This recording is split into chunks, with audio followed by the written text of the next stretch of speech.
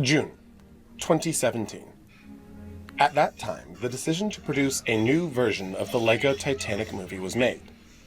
But before the first work started, many doubts arose. Not only about the form of the film and its story, the problems concerned primarily technical issues. The film crew wanted to take a big step forward in relation to their previous movies. The director has worked on the Titanic topic many times before, but so far he has made some average, poor, and completely awful movies. Cropper's first film about Titanic was made in 2008.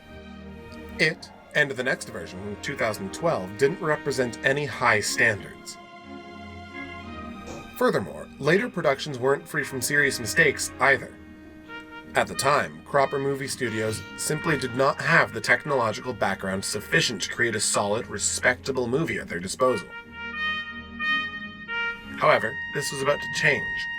As time went by and new films were being created, the studio obtained access to some up-to-date technologies. In 2017, the way to the new LEGO Titanic was opened.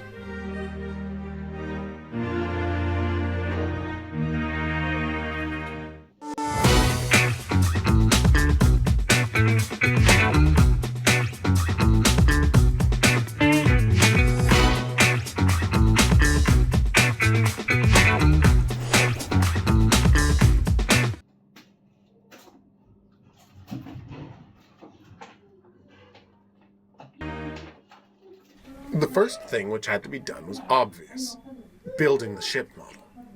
The most important task was to choose its size. From one point of view, a larger ship model allows the film crew to make more realistic shots. But on the other hand, it would complicate other technical matters through its larger size. The ship couldn't be too large. In the scale of a Lego minifig, Titanic would be 6 meters long. It would be impossible to move it, so we were forced to make the model smaller. In the end, we came to a compromise to make the ship 1.7 meters long. In July 2017, the shipbuilding had started.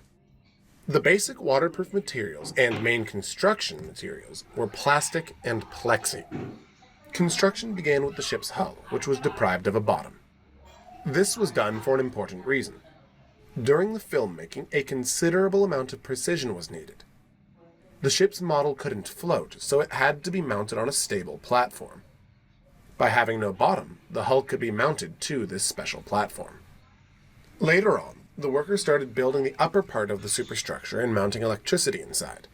For lighting, they used LED lamp tapes. The whole lighting system was made up of 3 meters of LED tape connected by a few meters of wire. The installation was powered by a 12-volt battery and 2 packs of smaller batteries mounted in the bow and aft of the model. Each battery was individually responsible for illuminating a different part of the installation. Lights on the lower and upper decks, promenade, aft, bow, and some other external light sources as well. This model was the biggest vessel ever made in our studio, but it was still too small. Look at the workers. They look pretty big compared to the ship. The problem with scale had to be solved differently. Apart from the main model, they also built double-sized elements of the decks: the bow, the boat deck, and the aft deck. The film crew had to find out how to combine 2 models with different scales in one shot. We played our roles on the full-size deck, but it was only a deck, not the whole ship. Thanks to masking technology, blue screens, and combining the composition elements, the filmmakers were able to combine the full-size deck with the smaller ship model. The still image of the ship was used as a lower composition layer. For the upper layer, they used stop-motion animation, presenting the larger deck and action on it. Next, the background was removed from the animation and its sizes were fitted to the frame. During the production, this technique was utilized many times. In the beginning of the production, action scenes on the ship deck were being made, which was quite simple. Common scenography and blue screen instead of sky. But after that, things started to get tough.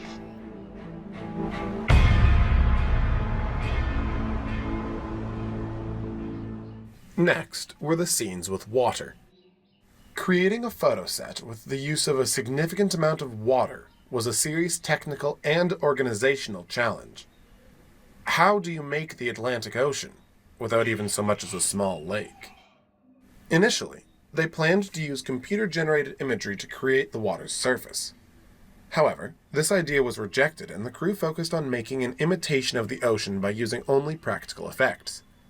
With this new goal in mind, they built a wide and shallow pool containing 600 liters of water. It was enough to contain the Titanic model. People said that our idea was dumb, but we made it and put the Atlantic into 9 square meters. The bottom of the basin was covered with foil, which provided a watertight seal to prevent leakage from it for the week-long shooting period. Next, the pool was fitted with lights and the rest of the equipment. On one of the walls, there was a large blue screen, which allowed removing the background and replacing it with the sky. Additionally, it provided the pool with the blue color of water by reflecting on its surface. In this peculiar movie set, they created scenes with Titanic floating on the ocean. How did the ship float and move? It might be a little strange for a ship, but it was on wheels. With tires, of course. During the shooting, the ship model was mounted on a platform with Lego wheels. The bottom of the pool was wrinkled, which caused the model to shake while the mount rolled across it. To solve this, the mount was rolled along a submerged board which provided a smooth base on which the mount could roll to create the ship's natural movement. Let's get to the details. In a Titanic movie, one of the most necessary things is an iceberg. I asked the film crew how we should do it, and someone said one word: paper. Unfortunately, paper is not known for its compatibility with water. To slow down the iceberg melting, its surface was covered by a lacquer. The iceberg was situated on a platform and attached to the bottom of the pool. Just look at this, कितनी classy लग रही है, right? Also the fabric is so good, stretchable भी है and बहुत ही comfortable है. इसका look और enhance करने के लिए I have made a bun. यहाँ पे मेरे पास 2 sunglasses के option है, एक blue and black. I thought this is looking good, ये अच्छा लग रहा है, but let's try the black one. So ये है, wow, just look at this. So this is from the brand Vincent Chase. ये मैंने shop करा है on Big Billion Sale, Flipkart पे चल रहा है. This is my full look, that too branded and in a budget. Scenes where the ship approaches the iceberg can be divided into 2 types. First, there are views from the perspective of the observers on the bridge and the crow's nest. For those scenes, the camera was moved on a rail trolley. After this, the separately photographed deck was added to the composition. The second type were shots with the still camera situated outside the ship. The Titanic model moved on its mount and rubbed against the iceberg.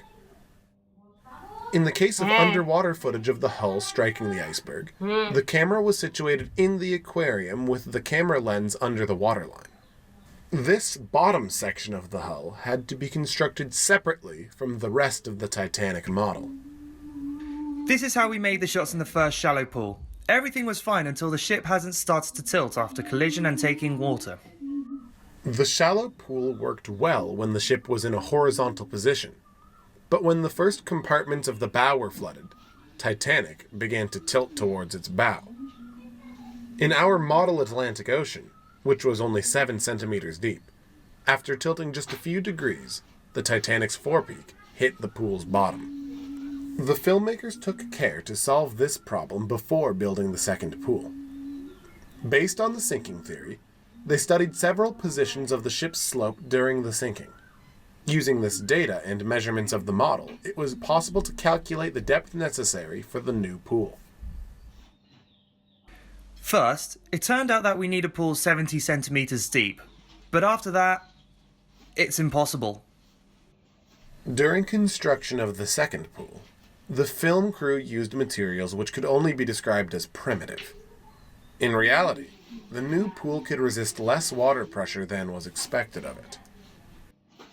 The maximum depth has decreased to 45 centimeters. In this case, the only solution was to cut off some of the parts of the ship's hull. Then it was possible to properly submerge the model. As the ship was sinking, parts of the electric installation were submerged in water.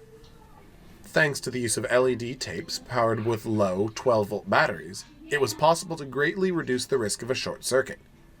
However, several failures couldn't be avoided, mainly the breaking of copper cable recorded. Finally, some bubble effects were added. It was created in a very simple way.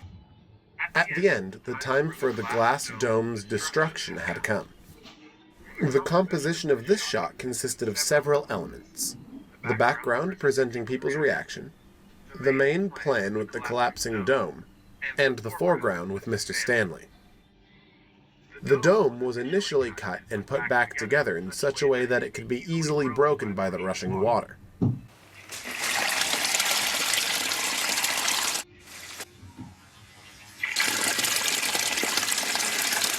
It was broken by the wave running down from a spout mounted to the roof. Thanks to masking techniques, the fragment of the footage with falling water was added to the previously recorded background. At the end, the footage with Stanley was attached.